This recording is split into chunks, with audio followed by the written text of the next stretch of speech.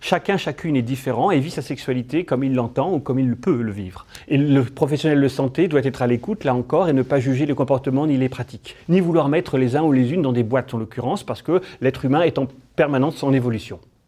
Le risque d'infection sexuellement transmissible est plus important pour les populations, pour certaines personnes qui ont du mal à vivre leur sexualité ou qui ne connaissent pas leur état sérologique. Ils font prendre aussi quelquefois des risques aux autres sans le savoir.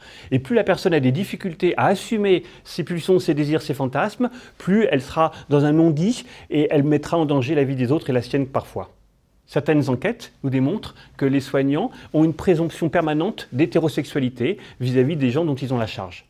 Beaucoup de femmes ayant des rapports sexuels avec les femmes, homosexuelles, bisexuelles ou autres, n'ont pas dit à leur médecin généraliste ou à leur gynécologue qu'elles avaient ce type de pratique sexuelle, alors qu'une bonne prise en charge globale nécessite d'avoir un minimum d'informations sur le mode de vie de la personne prise en charge.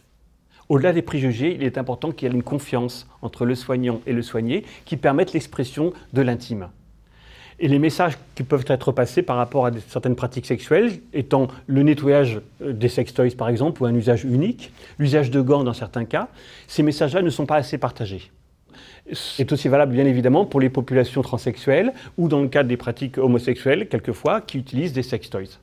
Par rapport à la pénétration anale, bien évidemment, là encore, un lavement quelquefois peut être pratiqué, un bon préservatif et surtout une bonne lubrification sont essentiels parce que c'est là que le risque est majeur d'infection sexuellement transmissible partagée.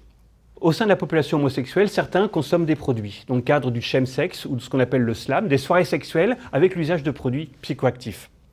Il est important là encore que les soignants, sans juger, mettent en évidence les risques et les dangers d'une sexualité sous produit. Il est nécessaire, pour faire passer les messages, de lutter aussi contre une stigmatisation qu'on peut trouver dans certaines communautés par rapport à l'homosexualité, soit dans des populations migrantes, soit même en milieu carcéral, où là encore, l'infirmier et infirmière doivent contribuer à faire passer les messages, faire respecter le droit et donner les outils et les moyens de se protéger et d'éviter une mésestime qui entraîne souvent une prise de risque. Le rôle des associations communautaires, une fois de plus, est fondamental. Pour les personnes, par exemple, transgenres, beaucoup de soignants sont mal à l'aise, déstabilisés par rapport à une personne qui n'a pas l'image qu'on voudrait qu'elle ait ou qui se définit comme homme avec un corps de femme sans vouloir pour autant se faire opérer. Nous devons prendre les gens tels qu'ils sont, ne pas les juger et surtout les aider à connaître ces structures et ces associations qui vont les aider. Il existe même des associations de médecins homosexuels pour ceux et celles qui ne peuvent parler de leur sexualité qu'avec des gens qui maîtrisent plus particulièrement cette thématique. Dans le cas d'une prise en charge efficace pour les personnes homosexuelles, l'IDE se doit de faire connaître les outils de promotion de la santé sexuelle qui permettent d'éviter les infections sexuellement transmissibles, la promotion bien sûr de la vaccination, des traitements et des nouveaux traitements comme la PrEP qui protègent aussi.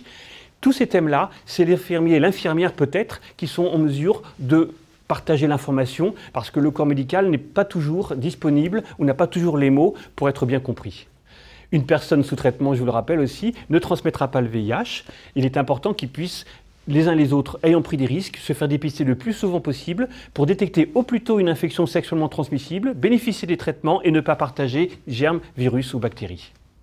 Le soignant et l'IDE se doit d'être à l'écoute pour permettre à une personne homosexuelle de parler de sa sexualité, ou une personne séropositive de parler de sa séropositivité, ou une personne consommatrice de produits de parler de ses produits. C'est comme ça que le soignant saura adapter l'information et les messages et s'enrichira de l'expérience des gens rencontrés.